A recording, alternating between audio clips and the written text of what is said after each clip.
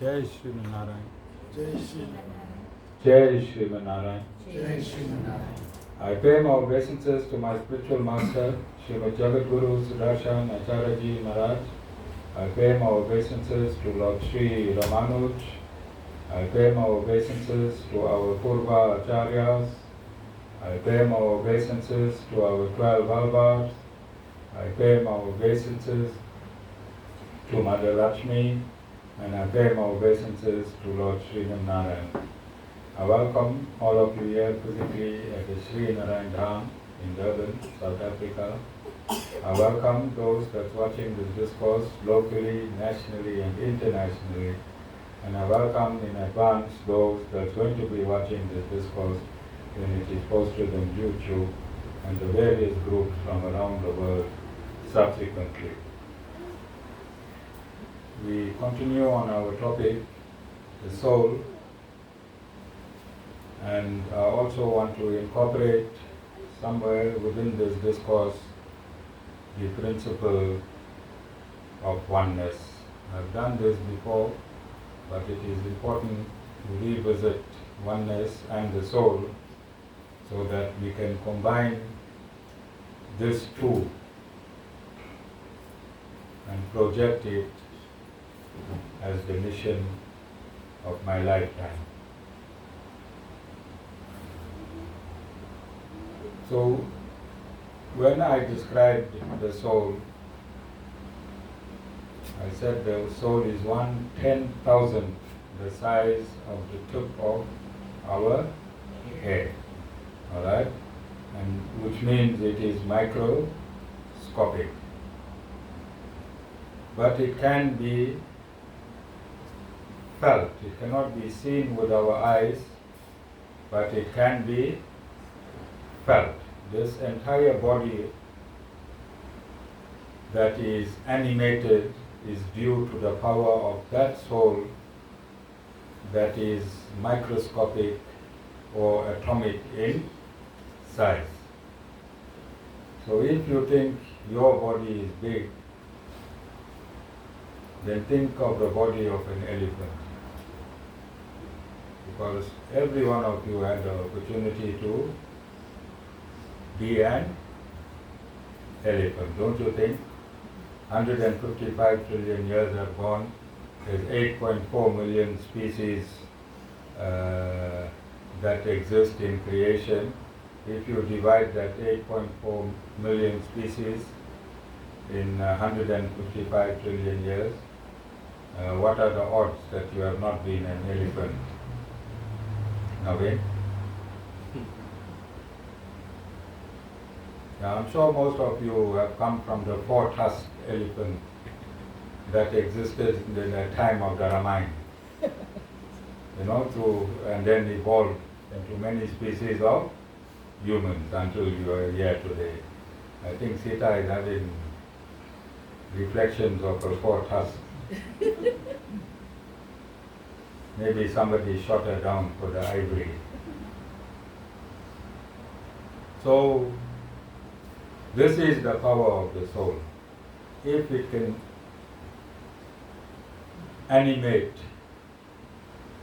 the size of an elephant, compare proportionally the size of the soul, which is 1/10,000 the size of the tip of your hair, to the size of the body of an elephant.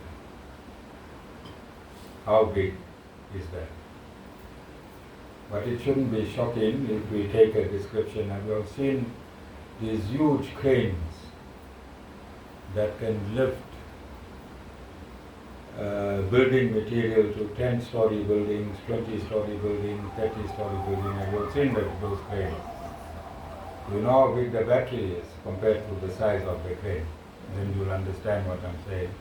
That power do not have to be proportional to the size of the mechanical instrument, and the mechanical instrument is your body.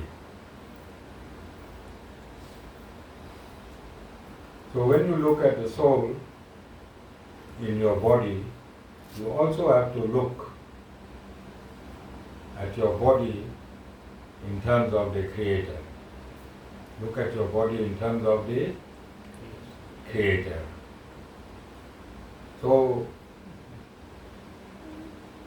look at your joints. Look at your joints. Well, I don't have any extra heavy duties in the satsang anymore, but I used to have, Nirali, you remember? I used to have people that could sit in 2 chairs comfortably. Alright? Let's look at the ankle. Look at your ankle. Imagine your ankle. Imagine your knee. Imagine your hip. Ankle, knee and hip. And look at the weight that the ankle carries. Look at the weight that the knee carries. Look at how the knee bends. Look at how your hip rotates. Look at your spinal arrangements. Look at your neck. What do you think is the capacity of the Creator?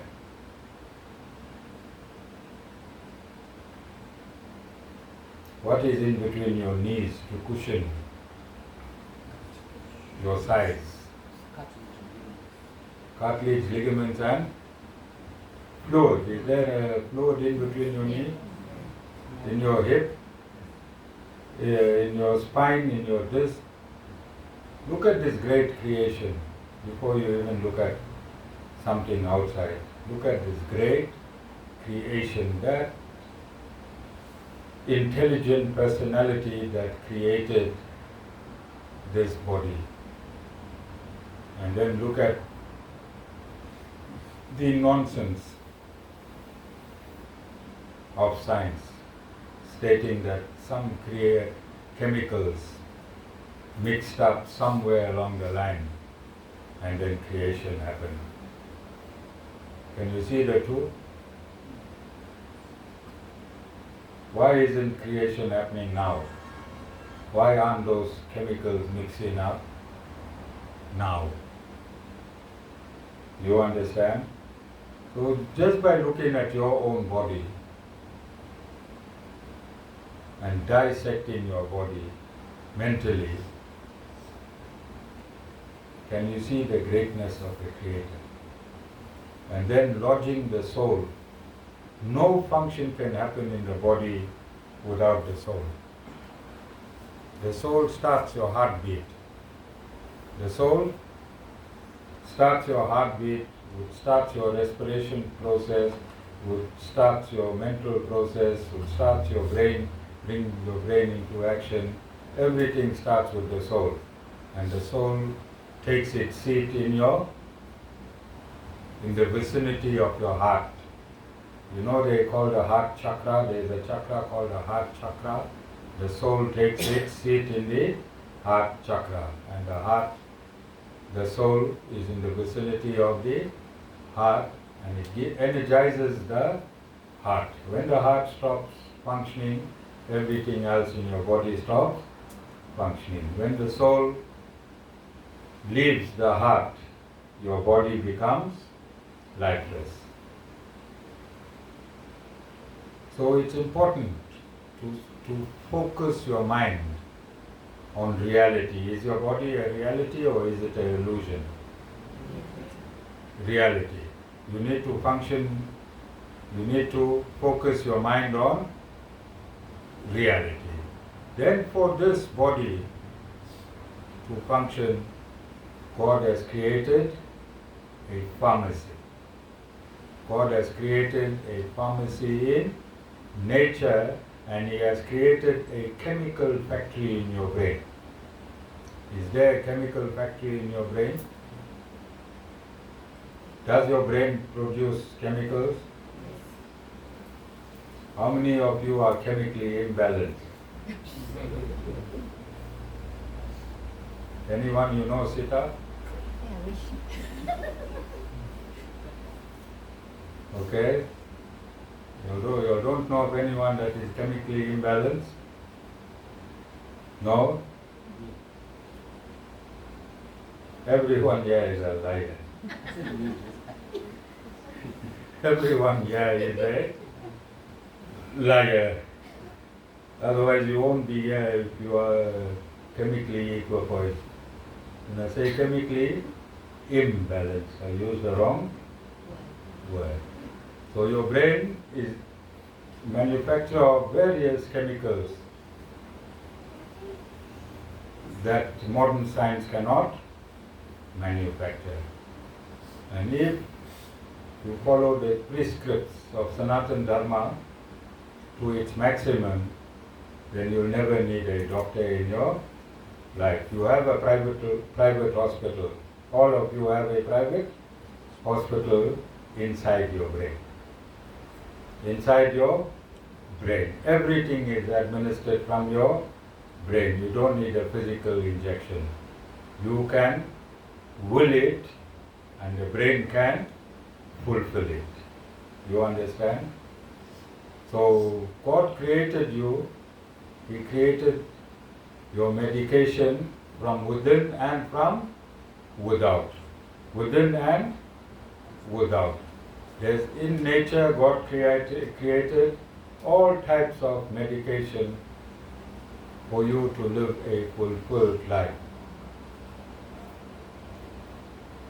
Prince, you must research when the first tablet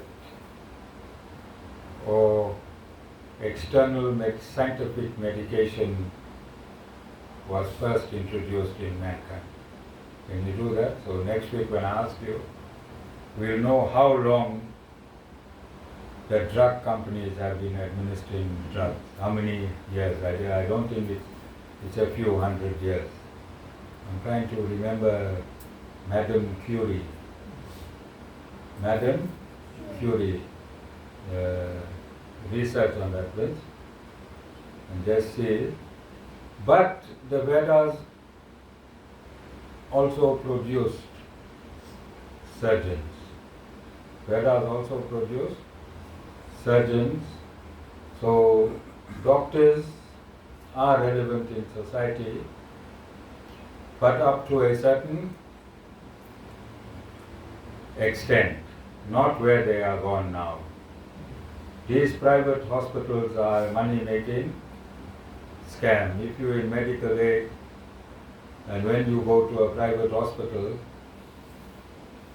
they treat you and they detain you there. They detain you there. They look at you, your medical aid, and that bed. You are just a number on a bed.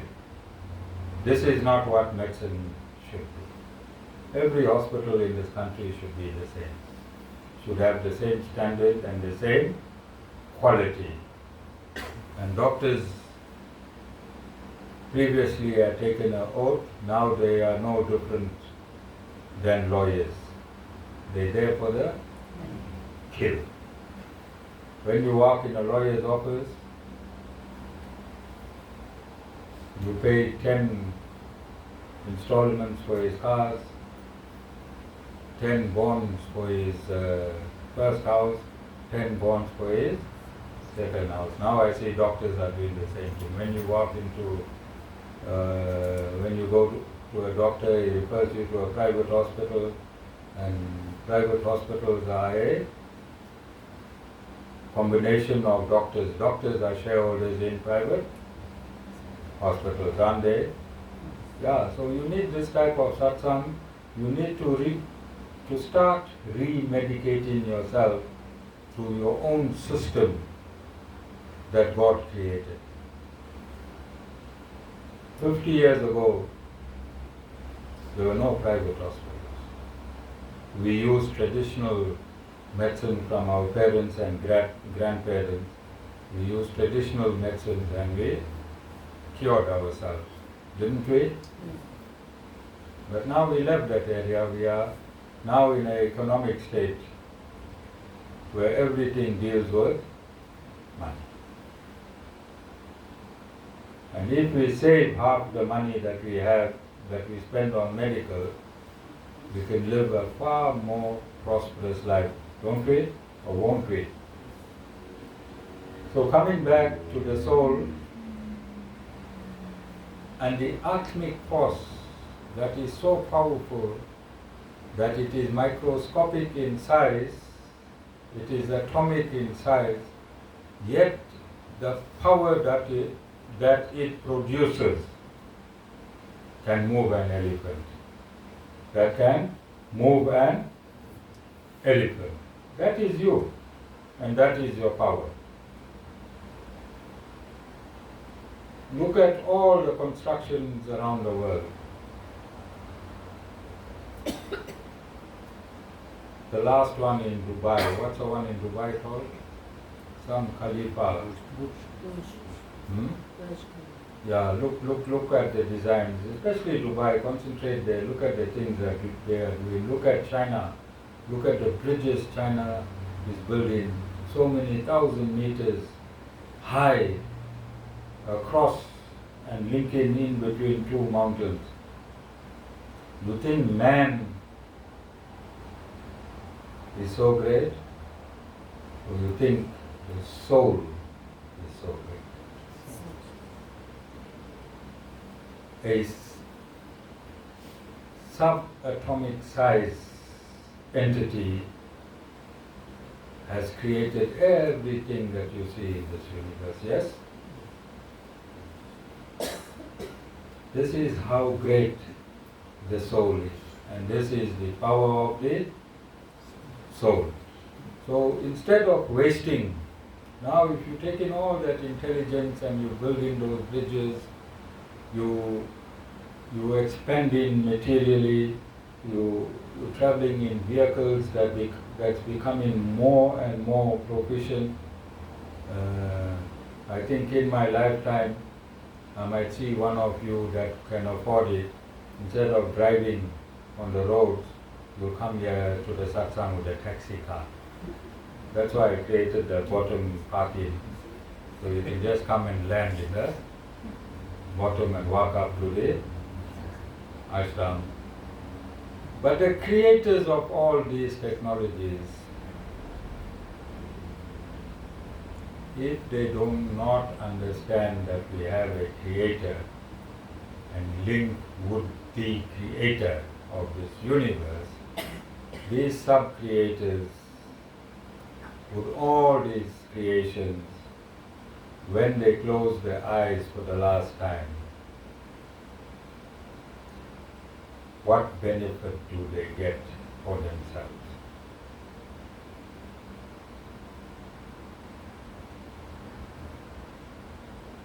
How did they benefit? Because if you did not create in you devotion, if you did not create in you devotion for your Creator, then this human life is a waste. Because we still existed without all these creations. We existed without the bridges, we existed without the cars. Everything that has been created by man, man existed without it. Yes? So what is the benefit? And we need to ponder on these and other creations in our life, and with the same strength that we give to the external, we need to start cultivating to the internal. It won't happen immediately. It is a journey. It is a long journey. Spirituality is a long journey. It took you 155 trillion years just to come and sit down here at this ashram, Nirali. You think in a split second you're going to become spiritual? No, it's a long journey. But on the other side of the coin, I stated that if there was a cave that was in darkness for 1 million years, and if you shone a light into it, it won't take 1 million years for you to see. Instantaneously you'll see the cave. So similarly, if you start receiving spiritual knowledge, you'll be able to see what you cannot see normally.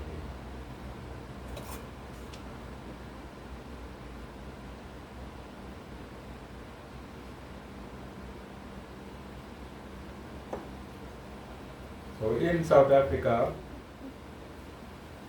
We are currently experiencing very, very hot days. And I think yesterday, in all of my 62 years and a few months, I never experienced that amount of heat that I experienced yesterday. And if I closed my eyes, I would have thought I am in Dubai, in one of the sand dunes there. That's how people experience. That's a heat they experience in Dubai. All right? Maybe I'm going to open an ashram there, seeing that I am Dham and God is preparing me for the heat. Maybe I'll have billionaires as devotees. They just drop a few million every satsang at my feet. Who knows? And then when I think like that, I can bear this heat.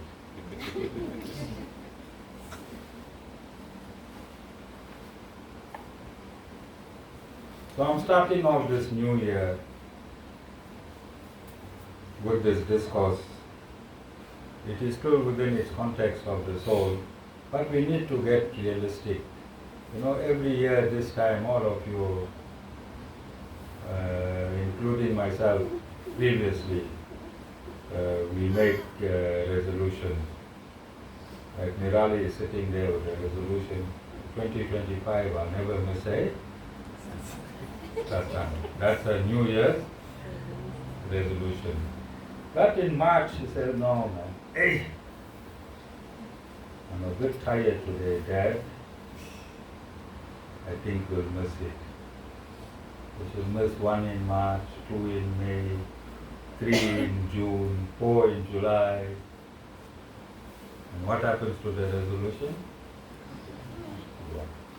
So I want to help Nirali make a resolution. When I say Nirali, all of you are Nirali. Make resolutions that you can manage.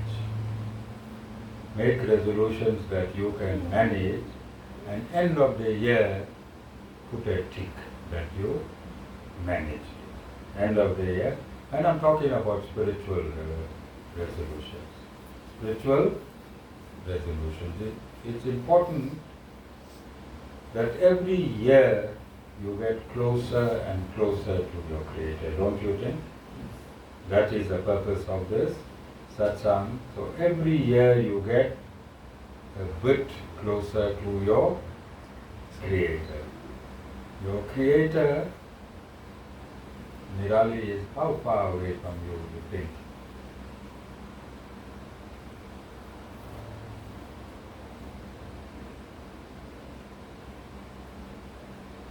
That is? Your Creator is within you. You need to realize it. And the distance between you and your realization is what I am discussing. And I think I'll just briefly explain to you that within your heart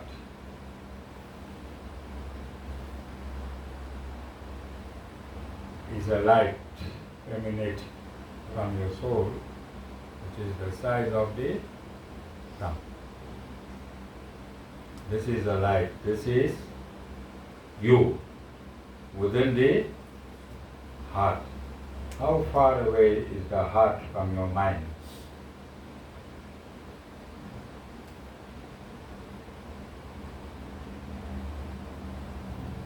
How far? About 50, 60 centimeters. You need to take your mind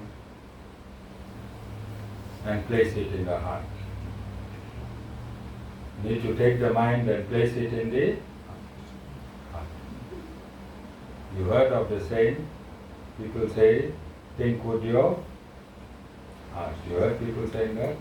When you think with your heart, it means the soul is in control and the mind is neutralized. Because the mind is connected to the senses And the senses keep the mind busy whole day, doesn't it? So when you neutralize the mind and think through the soul, it is that point which you become spiritual. It's called self-realization. So the Supreme Lord has made himself smaller than 1/10 the size of the tip of your head. He made himself smaller than 1/10,000 the size of the tip of your hair, and you become the house. Your soul becomes the house of the Supreme Lord, and the Supreme Lord lives inside your soul. This body is the body of the soul, yes? This material body is the body of the soul, is it?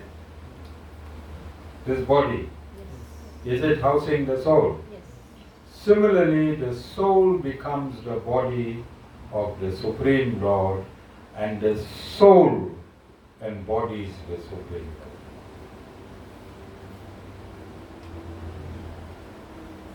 Did you know that? Did you know that your soul is the house of the Supreme Lord? Did anyone know that? So there is a saying that God lives in your heart. You heard people saying that? I'm qualifying that scientifically. I am qualifying that scientifically. The Lord does not live somewhere in your heart. The Lord lives precisely in your soul, and your soul lives precisely in the heart.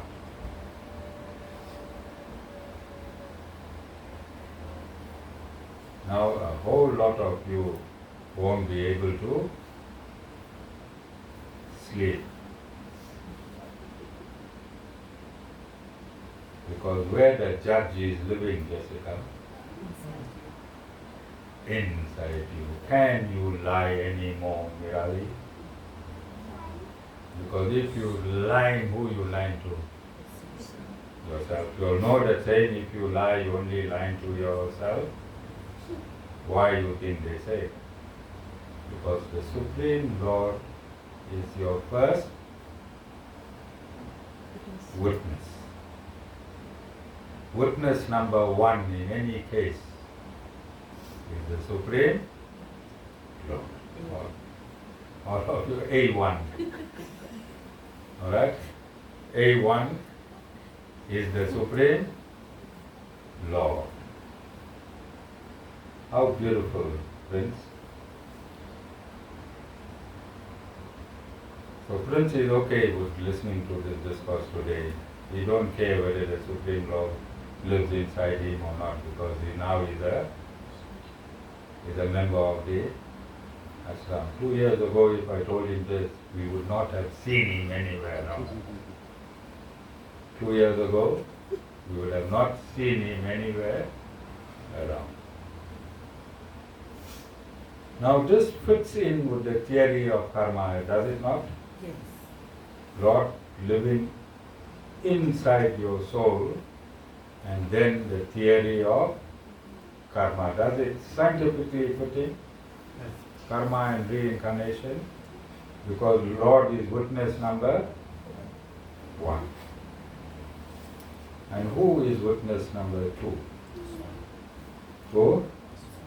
No, the soul is accused.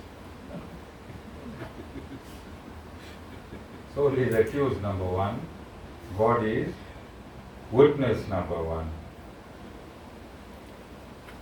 You have heard of Chitragupta.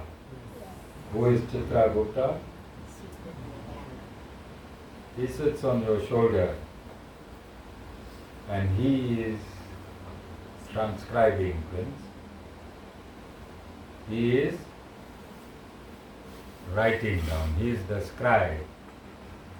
And then that's witness number 2. Who is witness number 3?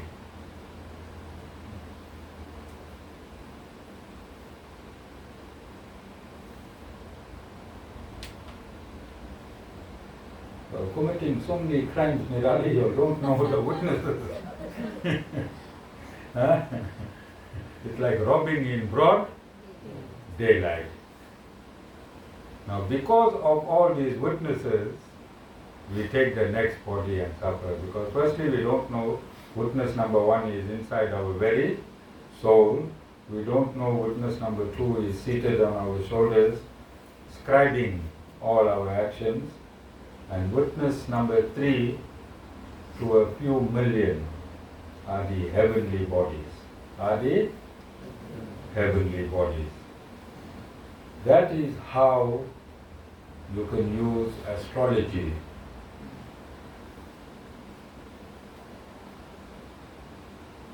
to get an understanding. That is when we open book.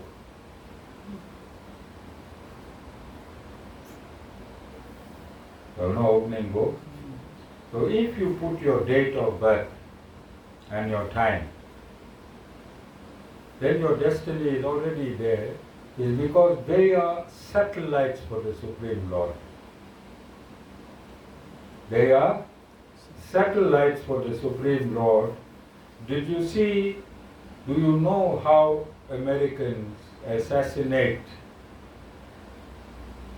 their enemy from very, very far away? They use technology called satellite, yes? They can have someone in Iran or Iraq assassinated with a drone. How do they get focus on the place without being there? Through satellite imaging, yes? So if man has created such a sophisticated system that can see a house in any part of the globe, yes? Is that the technology? Then you think the creator of this universe, he won't have ultra technologies in place in this universe to see what Nirali is doing in her house. You think God can't see? Besides living in a soul, from outside you think he can't see. He won't have witnesses, Nirali. And we can go to this killing that just happened recently in Amslanga Rocks. Person was shot, a house camera captured the surveillance camera captured the event. The camera was a witness, yes? There will be a trial and photograph. So similarly, our heavenly bodies, through astrology, become witnesses for all the cockroaches Nirali killed. Nirali? How many cockroaches you killed in your life? Would do. How many rats? How much of rat poison? So these are the heavenly bodies that watching you. So God is watching you from within your soul. Number 2, Chitragupta is writing. And number 3, they filming every millisecond of Nirali.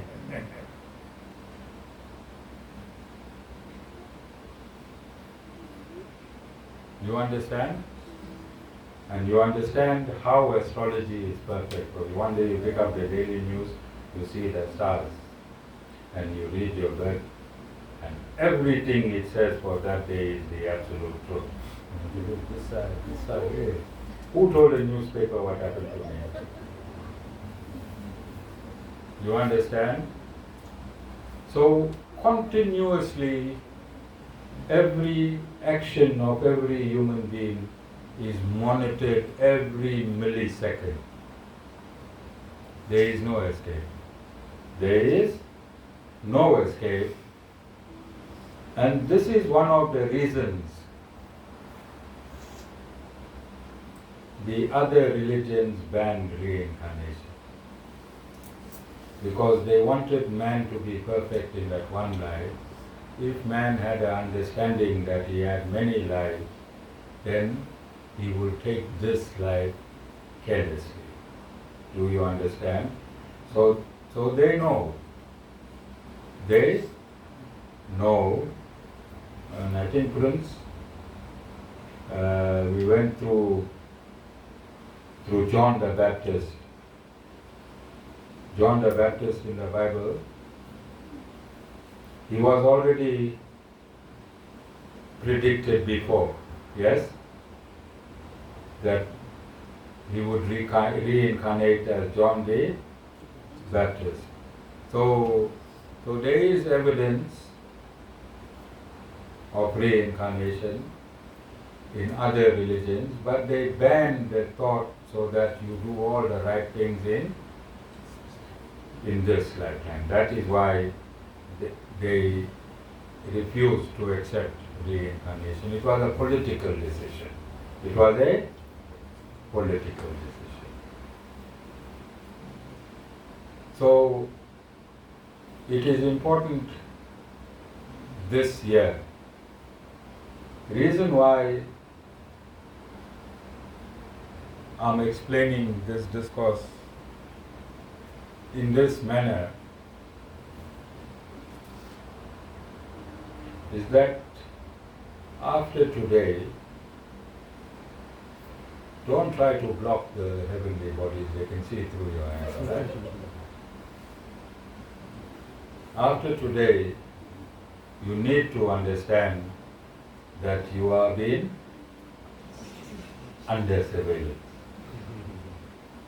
Under 24/7 surveillance. And if you want to know anything about your next lifetime, you need to start communicating with Chitra Gupta. He can inform you, because your next script, remember last year I said we are all actors? Your next script is already either 50%, 60% or 70% in the making. Chitra Gupta already wrote your next script, yeah. It's just for you to finalize. Just for you to finalize. You are the maker of your own destiny. God is absolutely fair. By Him not interfering, although He is seated inside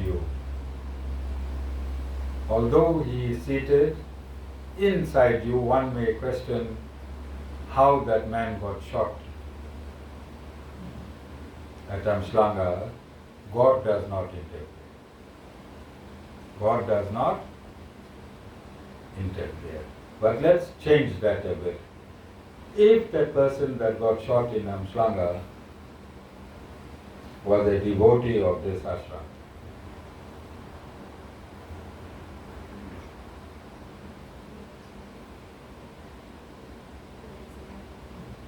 he would have survived the bullet. You understand?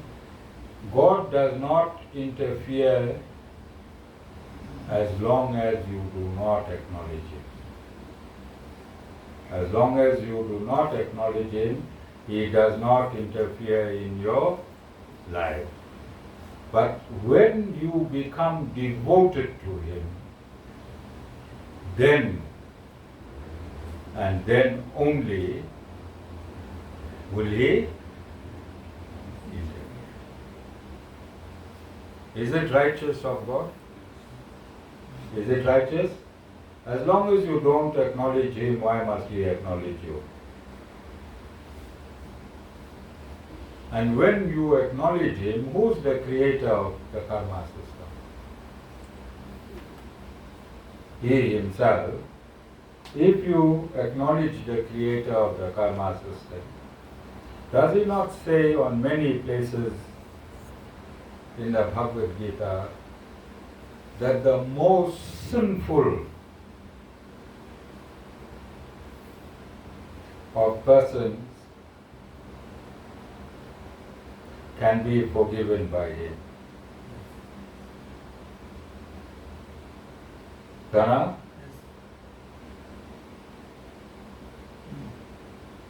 Do these people know what I did as a policeman during the apartheid? I don't want to talk about you, me. Dana? Huh? They might want to have a truth and reconciliation just based on me.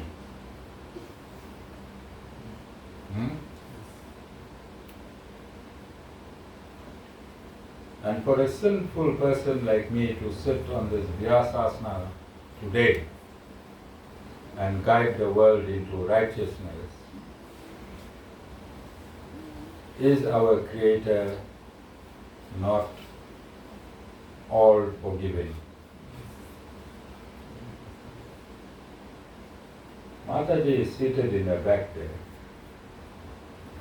She'll tell you how she used to wash blood out of my cars. Private cars and police cars. Right? But I'm seated here today. How am I seated here today?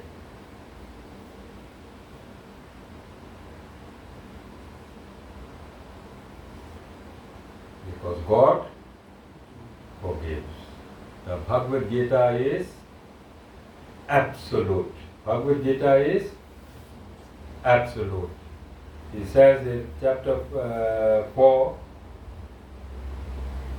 that when you surrender to a Guru 100%, then the Guru washes away all your sin burns off like ash. Does it say there? Yes, and I think two other places the Lord recommends that you surrender to Him for all your sins to be washed away. Not next lifetime, which lifetime is talking about? I didn't become a Guru now in 10 lifetime later after cleansing myself in this lifetime. In this very lifetime, the minute I surrendered to Guruji, all my sins got washed away. Don't you want your sins washed away, Nirali? What's a living example? Now then tell Nirali what she needs to do. Surrender to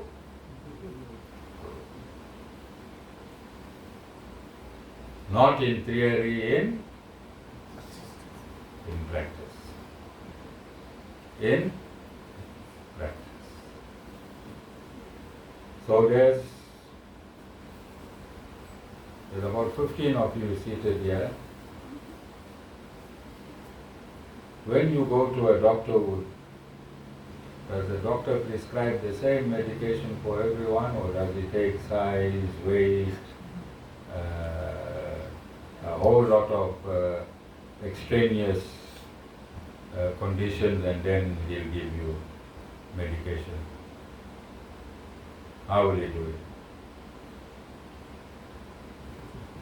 If Jessica and Satish go to the same doctor for the same ailment, does he give them the same prescription, or look at Jessica because of some other underlying sicknesses, and if we give her the same medication, it might affect her other, so the medication cannot be the same. Similarly, when I bless you, although the blessing is equal, it reaches you in different proportions, depending on where you are in your karmic balance sheet. You understand? Some people come to me with just 1 month of karma. And some people come to me with a lifetime of karma. You understand? So, everyone can't get blessed with a Rolls Royce immediately. You want your Rolls Royce? You have to work for it.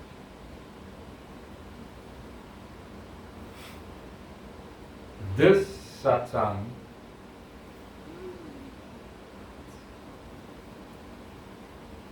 is guaranteed.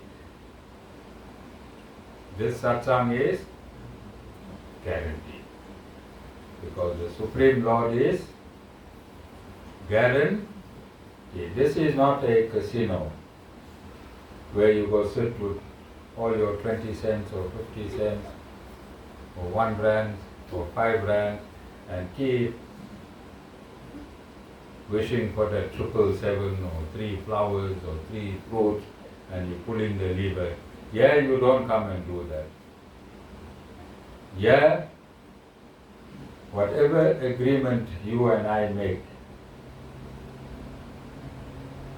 whatever agreement you and I make, and if you keep your end of the bargain, I'm eternal on my end of the bargain.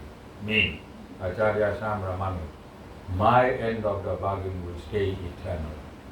Whatever you make on your end of the bargain, and once we enter into a contract, it depends on you when it will be fulfilled, not on me. I already gave you.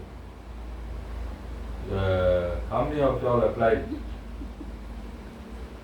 to the bank for a loan or to buy a car? Many of you.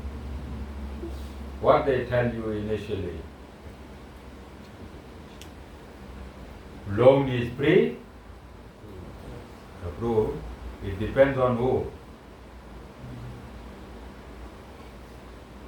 It depends on whose fiscal conduct or financial conduct. That's right. So similarly, whatever you want is pre-approved here. Alright? Anything you want is already pre-approved. Now the criteria is on your side.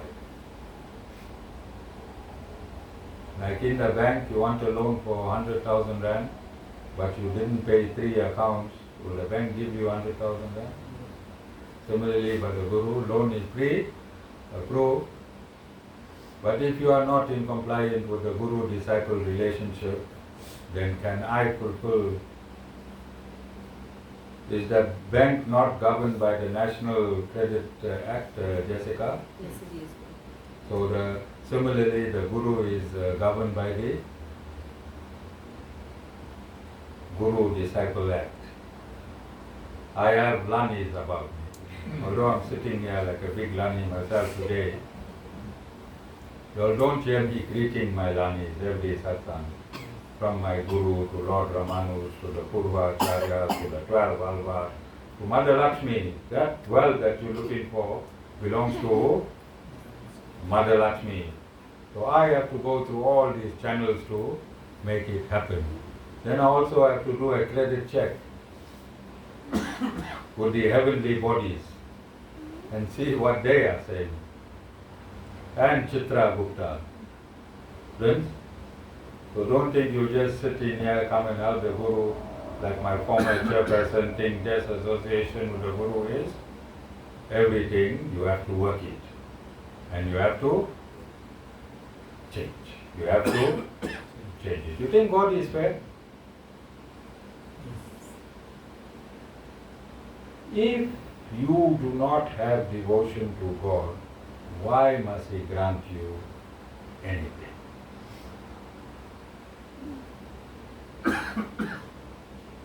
If you do not have devotion to God, we have 7.8 billion people now in this universe, in this planet Earth, or it's gone to 8 billion.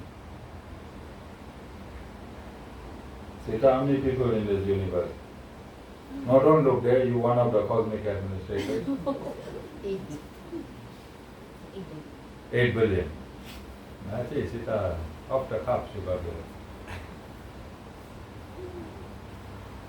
If you don't have devotion to God and you want God to give you, then don't you think He must give the 8 billion people exactly the same? Rationally thinking, don't you think if you want something from God, you have to be special to Him? Rationally thinking.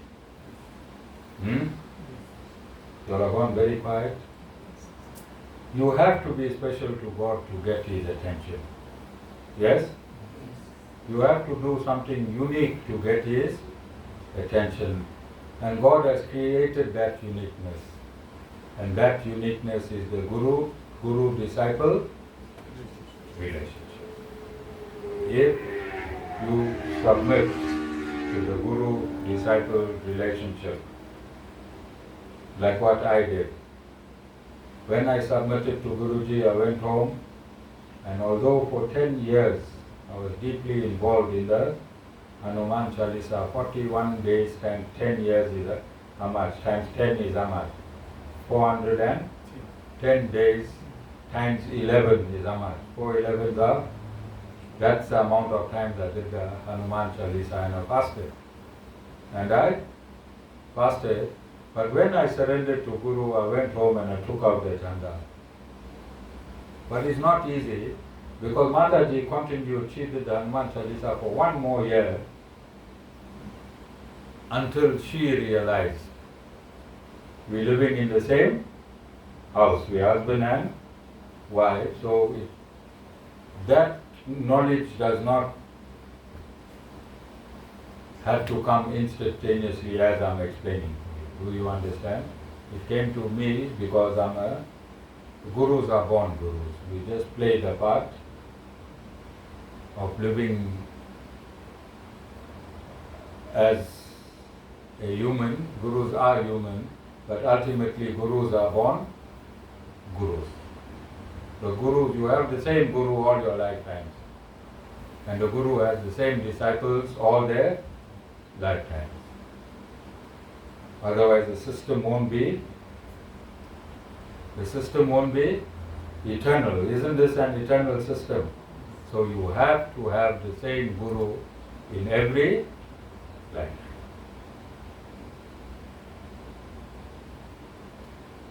Unless some of you want to go to Vishwananda. You still have to come back to me. Still have to, because only the eternal, only the 4 sampradayas remain in existence all the time. Any branches gets cut along the way. When we come back, we'll have to come crawling back to the same original guru that is eternal. All of you understand? Are there any questions? Vince, any question? Nothing. Anna, any question? Jessica? Any questions? Satish?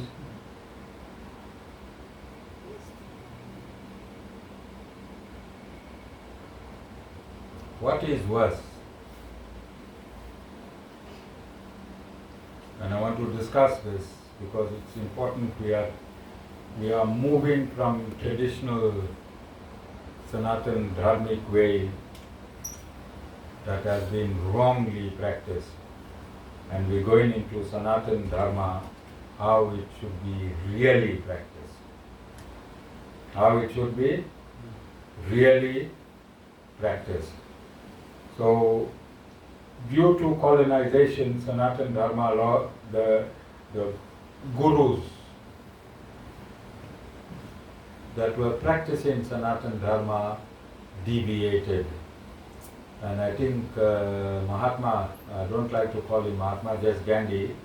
I think Gandhi influenced the movement of gurus away from all the affairs of the country that they live in. So we live in South Africa, don't we? We have people, Jessica, when we sit on tables, we have people eating non-vegetarian foods, and we are forced to eat our vegetarian foods in that environment. Is there anything wrong in that? Because Sanatan Dharma does not want, I'm going to find the verse for you, is not asking people to change their diet on the outside. Satish, you're not getting a reprieve on talking on the outside. Unless you convert to another religion, you can have full license. Alright, I saw Satish getting happy. So Prince decided that he wants to now follow Sanatana Dharma under a Guru.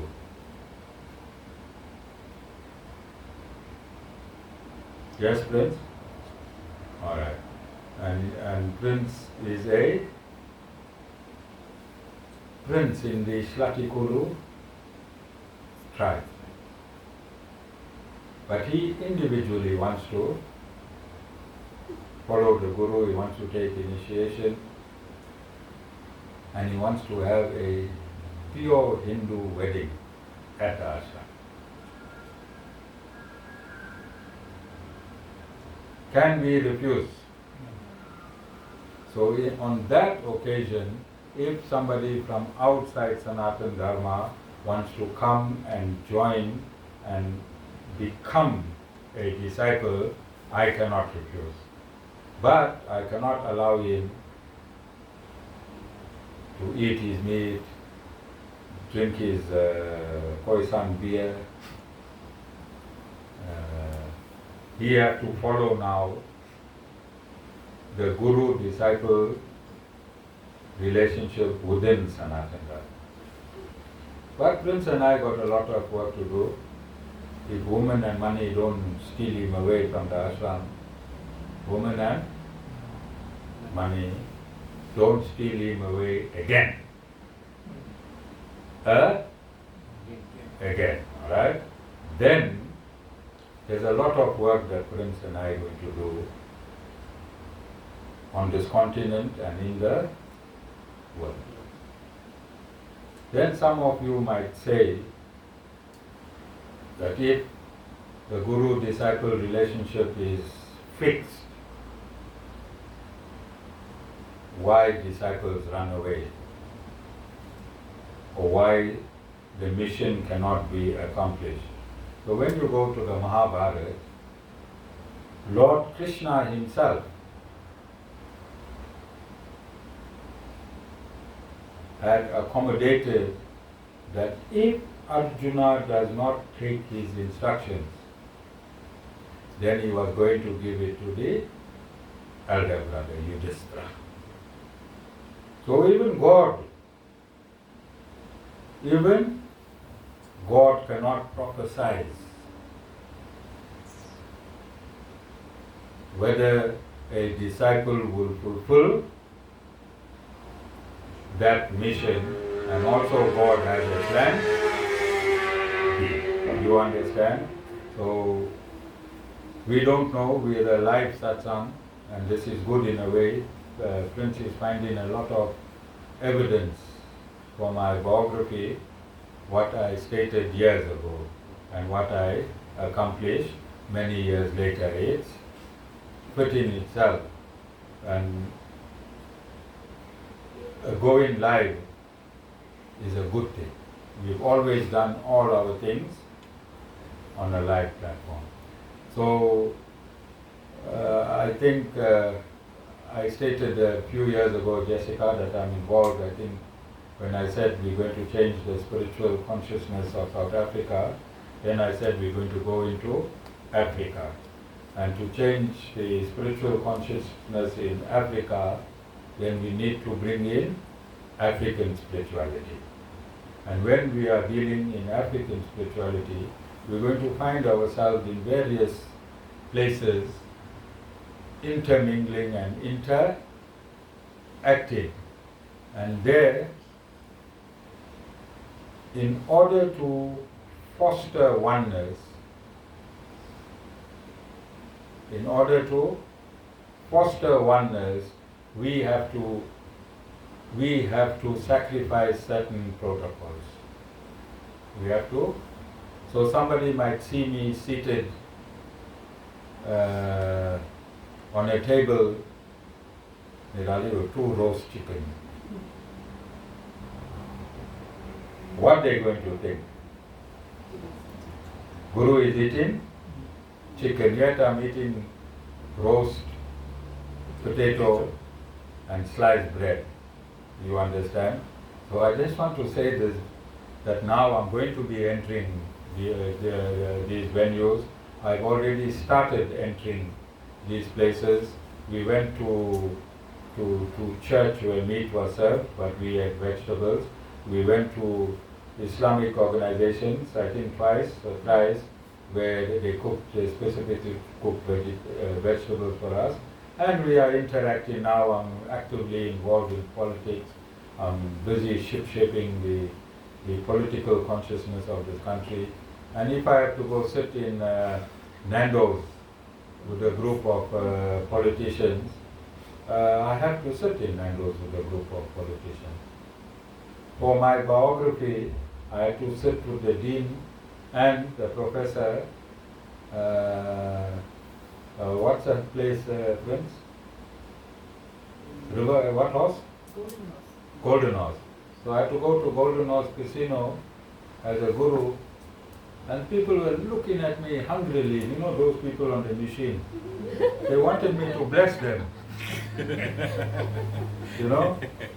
They wanted me to bless them. I saw them looking at me. I went there twice, just hoping that I do that. Then we went into a restaurant that sells vegetables and meat. And then on the first round, Prince ordered this chicken. And now, just before coming here, we gave him the menu and we said, order what you like. You're not at the ashram yet. And he refused. He said, Guru, I'll have vegetables. You understand? So those people see me in these places. I just want to establish here that I am doing it because of the greater good. I am doing it because of the greater good. Because you won't see gurus doing this. They have sheltered themselves. And I think by sheltering themselves, they're doing a very, very big disservice to humanity. Whatever I'm doing is in the Vedas. I'm involved in politics is in the Vedas. Who must teach the Vedas to the citizens? Who's the teacher of the Vedas to the citizens? Gurus. Politics is one of the subject of the Vedas. Who must teach politics in the Vedas to the citizens? Who must teach oneness, which is a subject in the Vedas, to the citizens? I'm living in South Africa. Even if I was living in India, how many percent of India is vegetarian?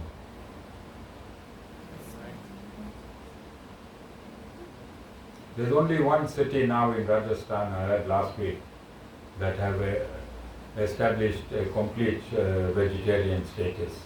One city in whole of India. So even if I had to teach oneness there, I have to mix and mingle with people.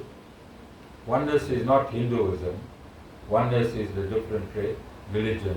If I have to sit with Muslims, you think they're going to eat, or you think I have a right to tell them what to eat? You understand? So it is practically impossible to preach oneness and compartmentalize myself as a vegetarian. As long as I'm not consuming meat, I'm within my status quo. All of you understand? Because somebody is going to catch the Guru somewhere. And you saw when I was campaigning for MK,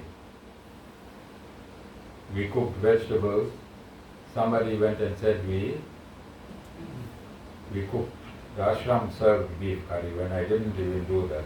So when I'm really sitting in Spur and in Nando's and in the casinos, how much mischief can happen? All of you understand? So lastly, I want to conclude that we are 70% complete with the biography. I think we have another 10 days or 5 days, I don't know. But we want to go on the 15th. We want to hand the manuscript in on the 15th. And it's an academic paper. And had it not happened in the ashram, how long you think, Prince, it would have taken you to compile? 2 to 3 years. Huh? 2 to 3 years. You heard what Prince said? What we did in 21 days or 28 days, it would have taken him 2 to 3 years. He's the editor. If it was done outside the ashram. Okay? So this is what the ashram can do for you, Nirali. If you want to autobiography. In a month we can sort it out. Jai Sriman Narayan.